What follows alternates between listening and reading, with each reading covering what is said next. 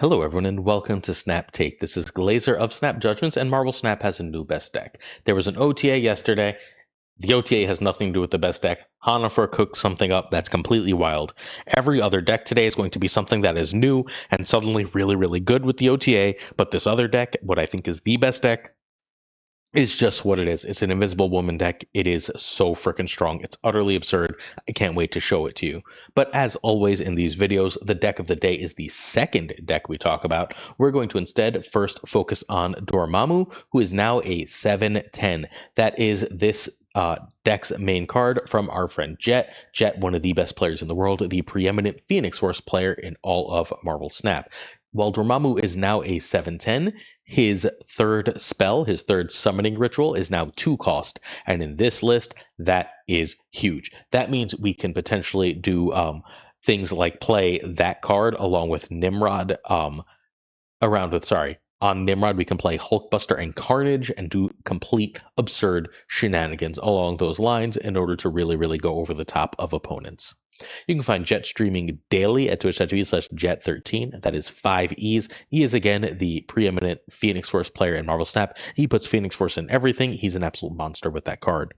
This deck needs Kid Omega, X-23, Phoenix Force, and Dormammu. Nico is not terribly important here and can be Bucky, although you will miss the Nico copy spell for Deadpool and the Nico destroy spell, so you see your combos.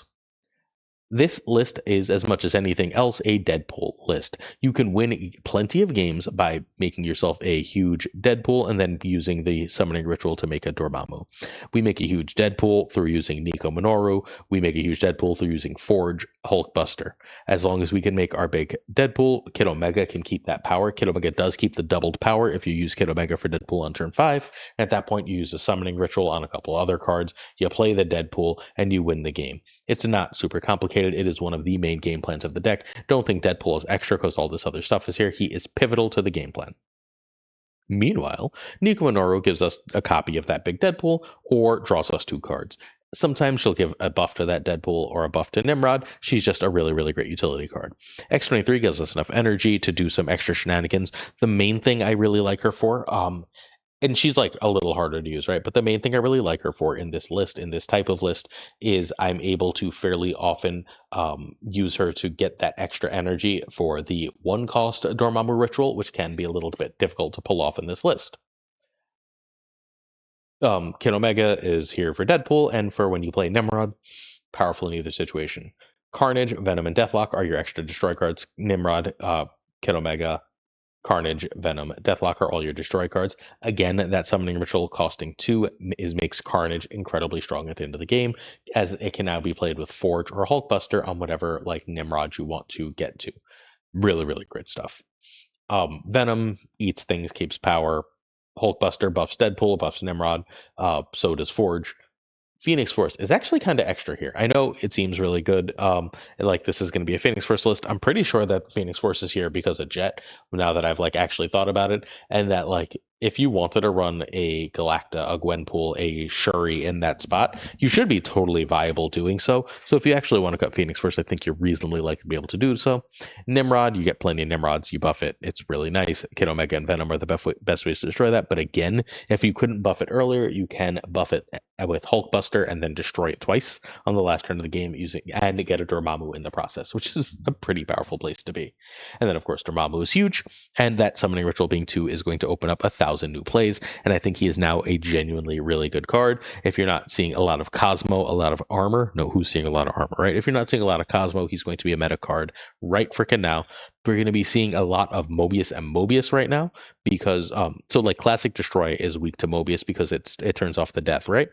This one doesn't run death, so it's not weak to Mobius, and with Mobius's buff, we're going to see a lot of Mobius, and now this deck should absolutely counter a ton of that stuff. Turn 1, Deadpool or X-23, and if we have combos for Deadpool, we can snap. Turn 2, Kid Omega or Hulkbuster on Deadpool. Forge is perfectly okay if we're going to drop a Deadpool or whatever else. Turn 3, fairly often we destroy Forge. We play our 0-cost spell. We can also sort of destroy any just generic card. Obviously not X-23 or Deadpool to play that 0-cost spell. If we want to play Forge here, it's reasonable to play Forge here into actually no. We don't want to play Forge here. Excuse me. It's reasonable to play Forge here into to destroy Forge here so that we can Phoenix Force it back. Otherwise, we don't really want to do that. Please excuse me. That's how that play pattern goes. Phoenix Force we can do here, or we can replay Deadpool to destroy. This reasonably often, if I've got another destroy, ends up being my spell for the 1-cost ritual, as you'll play Deadpool, destroy Deadpool with a Carnage, and still play the ritual perfectly fine. Turn 5, we go with Nimrod, ideally after a Forge, but again, you can do other things. Last turn, some combination of Dormammu spell and destroying Nimrod, along with playing Deadpool. And remember, you can use the Dormammu spell to destroy Nimrod. Tons of power to this list. This is really, really cool. I cannot urge you to play this enough. Again, feel free to cut the Phoenix Force and just run away to buff Nimrod, because whatever way to buff Nimrod you have can also buff Deadpool and ends up working just as well for this extremely powerful and cool deck. Props to Jet for once more coming up with one of the coolest ways to play varieties of Destroy. And like his varieties of Destroy exist literally because he loves Phoenix Force so much. But even so, like it's 100% worth having this. It's really cool and really powerful. And I really hope that Dormammu ends up meta, and I think it like really might, right? Like you shouldn't have Prio because you're not really keeping any power on the board. And if you don't have Prio, then like Juggernaut's your only real threat. Juggernaut and Cosmo are your only real threats. Outside of that, you should be so strong and so hard to beat. Before we get to the deck that I think is right now the best in Marvel Snap, please hit that sub, like, and comment as we bring you 7 days a week Marvel Snap videos. We're doing our very best to continue to grow this channel. We're in a bit of a rough period, but we are some of the most trusted voices in Marvel Snap. So please hit that sub, leave a like, leave a comment. In addition, we're giving away Mr. Fantastic First Steps. We will announce our winners by Sunday because this is the last week of the season. So if you want your last chance for a free Fantastic First Steps, leave a comment. All right. Vanessa Kirby, Invisible Woman.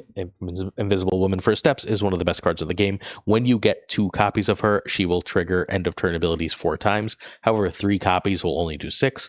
Quite why that is, we don't know, but Second Dinner has been kind of mum on it. I feel like it's intended. I don't know for sure, but I feel like it's intended. If they do nerf it, this card is still great. If they do nerf it by making it only work twice, if you have it twice, this is still a great card. However, the caveat there is if you get this, like if this stays as it is, it's probably the best card in Marvel Snap right now, like dethroning Mr. Fantastic First Steps. It is that freaking good. This card is utterly insane. Triggering end of turn abilities 4 times with 2 of her is broken strong, particularly with Sunspot. Sunspot was nerfed for that, and it doesn't matter. You're still ending with 20 plus power Sunspots left and right, 15, 16 power, 16, 20 power Havocs, all sorts of crazy, crazy sauce like that from Invisible Woman when copied with Prodigy, or when you can manage to play 2 copies of her through other means.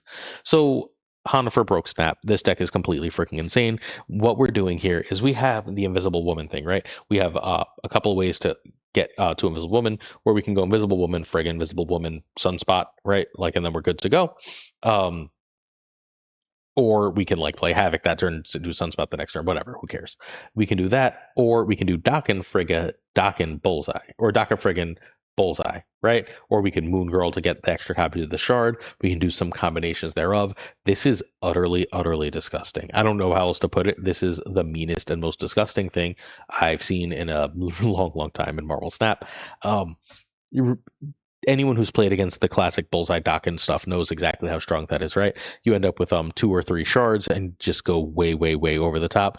Like, that's obviously going to be crazy strong, but you can also do completely silly things with Invisible Woman in this list, and that you can do both is nasty. I really, really want to fit Grandmaster here to go all in on the Dokken brokenness, and I just don't think I need to because this deck is so strong. Honifer has streamed all of one time at twitch.tv/HoniferSnaps. Please do check him out, though. Hopefully he'll stream some more. This deck needs Thena, Mr. Fantastic, Bullseye, Dokken, Prodigy, Invisible Woman, and Frigga. Nico can be Hulkbuster. It could also be Grandmaster, but I try not to do high series cards as replacements. This is expensive, but it is also disgusting. If you have every card but Prodigy, pin Prodigy as soon as he comes up, because if they don't nerf Invisible Woman like immediately, or say that they're going to nerf Invisible Woman immediately, then Prodigy becomes a must-buy card. All right. Sunspot is completely stupid. You get Sunspot 4 times. Let's say you've got 4 energy. That is 16 power. But very often you're just like sort of skipping last turn, or just playing like a Havoc alone last turn, and going super off with Sunspot, ending up with 20, 30 power Sunspots that go way over the top of everything. It's utterly absurd. Nico gives you an extra opportunity to copy cards. That's really what she's here for. We want everything that can copy either Invisible Woman or Dokken. Although, yeah, that's it. We want everything that can copy them in the game. Although copying Sunspot is not terrible. Multiple Sunspots is a very strong thing to do. Destroy to draw 2 is reasonably strong to get your Invisible Woman or get your combos going. Quinjet, we're copying cards, making them cheaper is good. It's just that simple. Moon Girl especially makes it really, really solid to have the Quinjet. Havoc ends up, again, if you can trigger it twice, it's an 8 power card, 12 power card if you played it a turn early. If you can trigger it, if you can trigger it 3 or 4 times, we're at 16 power, right? Like 16 to 20 power. I don't know how else, like this is so stupid. Thena does the same basic thing where you can trigger her 3 or 4 times, end of turn abilities. Mr. Fantastic is actually rarely getting his end of turn stuff here, his double end of turn stuff. He's just nice. A +2 power on Dakin counts for an awful lot. A -1 cost anywhere counts for an awful lot. Bullseye is here almost exclusively to get rid of Dakin shards. You get 2 or 3 of Dakin shards. Remember, you can use Moon Girl to get extra copies of that, and then you can just sort of go off. Enjoy yourself for your million shards. Frigga copies Dakin, along with Moon Girl copies Dakin. Frigga copies Invisible Woman, along with Moon Girl copies Invisible Woman. Frigga copies Sunspot. All of that made cheaper by the wonderful Quinjet. Prodigy is largely here for Invisible Woman. You don't really want to copy Dakin. Like he won't get doubled by the extra Dakin shard, but you don't hate copying him to get copying Dakin to get the extra shard if you've already frigged it, right? So there is that, but like that's really, really hard to work energy wise. So like don't drive yourself crazy for it. It happens once in a while. Don't be afraid to hit a Sunspot, to hit Athena, to hit a Mr. Fantastic if you need to. Like there's not super bad hits here. If you want to hit Quinjet after a Moon Girl, you get stupid power, or Quinjet even before Moon Girl, right? You want to hit Quinjet and then play Moon Girl. Like if you go Quinjet into Athena into Prodigy and then you play Moon Girl and you get -2 cost, and then you can go completely stupidly off and like immediately go like Dakin Frigga Bullseye, that kind of thing, right? Like you can immediately go Invisible Woman and then play all the cards that she buffs and get like multiple copies of them and just go off. Which is the power of Moon Girl, right? Quinjet's insane with Moon Girl, and it gives you extra copies of all your broken cards. This is completely gross, like utterly disgusting in almost every way. I don't know how else to put it. This is mean. So 69% win rate in 110 games with a 1.5 cube rates at rank 3. None of those numbers should go together, but here we are. Turn 1 Quinjet over Sunspot, because Sunspot can be played later just fine. Turn 2 Fantastic over Athena over 1-drop. Turn 3 Dakin or Invisible Woman over Bullseye. We can also remember Prodigy, the Quinjet, especially if we have Moon Girl. Turn 4, 1 plus Prodigy on Invisible Woman. Frigga on Dakin. We can Moon Girl to get 2 Dakins, as the case may be, especially if we played Bullseye. Turn 5, we're going to go Dakin or Havoc. Sunspot, we can also Moon Girl or Bullseye, just fine here. Turn 6, trigger it all, and just go off. Spend as little energy as you can if you're doubling and tripling things with Sunspot. And just like, you win, right? This is, I think, right now, the very best deck in Marvel Snap. Period, bar none. Enjoy it exclusively here. Go play this. It's going to take you a while to learn the combos. Maybe you want to try starting in Conquest, but this is gross. Like, negative and such can go over the top of this, right? Like you can find decks that will do more points than this, but with Mobius currently buffed and everywhere, this is about as good as it gets. And like, yes, Mobius counters the Quinjet play pattern, but you have so many other play patterns, it just doesn't matter. The Quinjet play pattern is like a backup pattern. There's so much you can do with this list to put up 1,000,000 points. It is so very good. Practice it, get used to it. This is the thing to do, I think, right now in Marvel Snap. Check out twitch.tv/PulseGlazer if you're interested in a stream. I didn't stream last night or yesterday morning, specifically because I had to make the OTA video, and I can't stream the OTA video because that's not allowed for obvious reasons, pre-OTA. And this morning I should be out to dinner. If dinner ends early, I will be going live for you. So hopefully I'm live right after this video goes up within an hour or two. Our season pass question is, they redid Grand Arena, or they at least redid a little bit of Grand Arena with their ban list. Do you want a Grand Arena video with these new changes? If so, let me know in the comments. If you think you're good for Grand Arena, that's fine too. Just let me know in the comments. I'm going to do a popular opinion. Tomorrow's video could go either way. It could be Grand Arena, or it could just be regular old decks. I feel like we got the best decks right now. I don't think the meta right now is shaken up enough, although we'll see if something new pops up. We're not done, by the way. We have 2 more sick decks. Starting with Chamo's Buff and Control, this deck was both nerfed and buffed. Gwenpool went down to 5 power, yes, but Mobius went up to 4, and that's, I don't know if you can count, but that's a net even for what is already one of the strongest decks in the game. So This one does a really solid job at countering all the other stuff, largely thanks to Killmonger. Killmonger's really, really good with all the sunspot everywhere right now, although you're going to have to save him for the last turn of the game. If you can kill a giant sunspot, and because sometimes people are doing the She-Hulk stuff, and they like make the big one on turn 5, and then you Killmonger and get it back with Fenris Wolf, you've won that game, friends. There's a lot to like about this list. You can find Chamo, the creator of this list, at twitch.tv/Chamo92. We need Gladiator, Fenris, Galactic, Gwenpool, and Mr. Fantastic for it. Sorry. Surge can be Forge, Fastos can be Nakia, or Hope Summers. So Mr. Fantastic is a buff card and a discount card, as is Surge. You have these 4 drops that you would like to cost 3. In addition, being able to buff Mr. Sinister or Brood are incredibly strong. Sinister and Brood carry buffs well, not only for Mr. Fantastic. If we hit Mr. Fantastic or Surge into Fastos, we've just got like this amazingly unpredictable game plan for the rest of the game.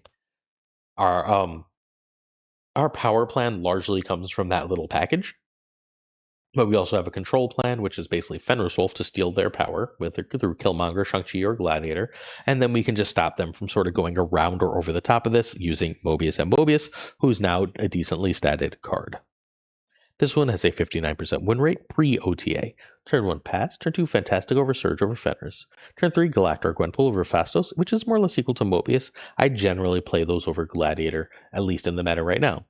Turn 4 Galactor or Gwenpool over a 2/2. Turn 5 Fenris and Brood or Gladiator. Turn 6 Sinister with Zhang or Brood and Monger, whichever one makes more sense, and then you usually win. This deck does a really, really, really solid job at sort of just cleaning up. If your meta ends up being Mobius free, right? Like if everyone just stops playing all the cost reduction because Mobius is so buffed, what I would do is I would add Red Guardian to try and counter Invisible Woman, because you need something to try and stop that card. It's everywhere. It's so strong. But yeah, that's where we land on this. It's really good. This deck is absolutely excellent. I think this is probably the best control deck in Marvel Snap right now.